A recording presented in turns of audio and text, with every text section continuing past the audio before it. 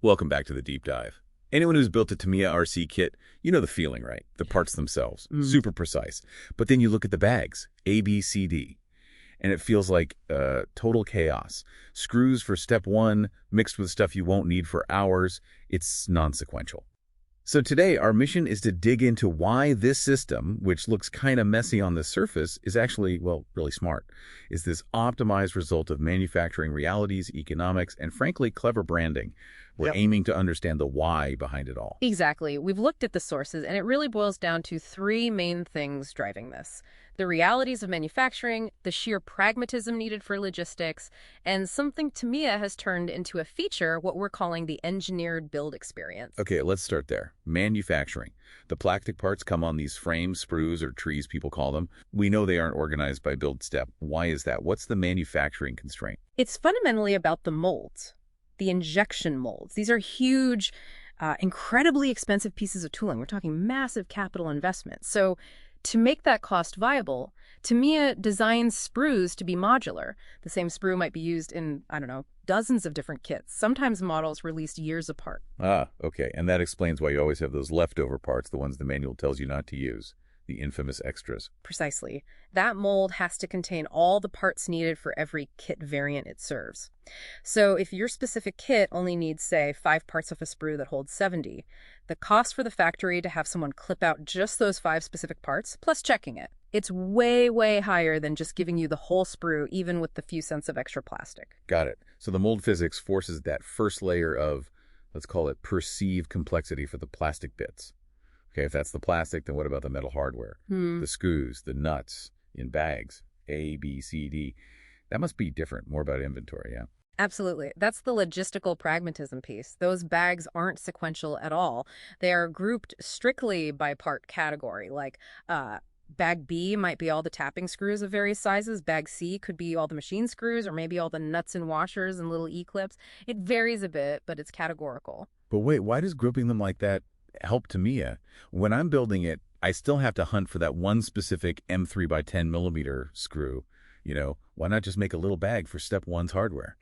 Because making tiny step-specific bags would create an explosion of unique parts to manage. Stock keeping units or SKUs, you'd go from managing maybe, I don't know, a few dozen standard hardware bags globally, to potentially thousands of unique, tiny, fiddly bags for every single step of every single kit. Think of the packing errors, the specialized labor needed. It'd be a nightmare logistically.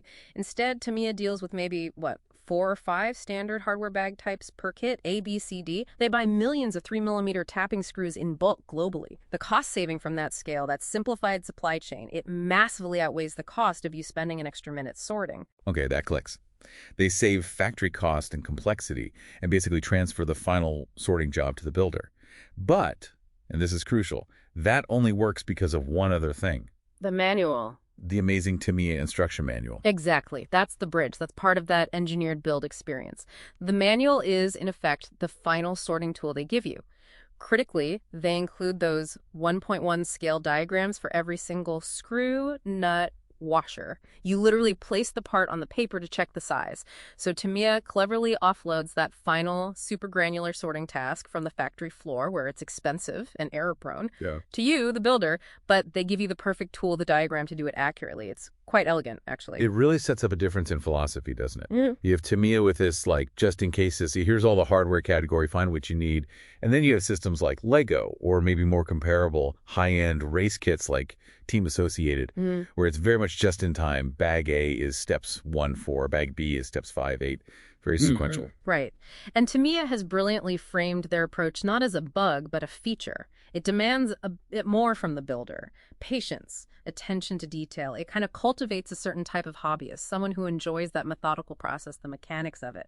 That process, that sorting and checking, builds this sense of involvement, maybe even ownership, that you just don't get pulling a pre-built, ready-to-run model out of a box. The build itself becomes a valued part of the experience. So pulling it all together for you listening, those Tamiya bags, A, B, C, D, they aren't some historical accident or outdated method. They're a really smart balance. They accommodate high tooling costs, they streamline global logistics massively, and they feed into a brand identity that turns that sorting process into a satisfying challenge. The perceived chaos. It's deliberate, it's optimized. Which leaves us with a final thought for you to consider. Given how absolutely essential that physical, high-quality paper manual with the 1.1 diagrams is to making this whole system work, what happens if Tamiya or the industry moves fully to digital instructions, 3D models on a tablet, maybe even parts recognition apps? How might that fundamentally change or even undermine the classic Tamiya build experience that relies so heavily on that tactile interaction with the manual and the part sorting? What gets lost or maybe gained in that shift? Something to think about.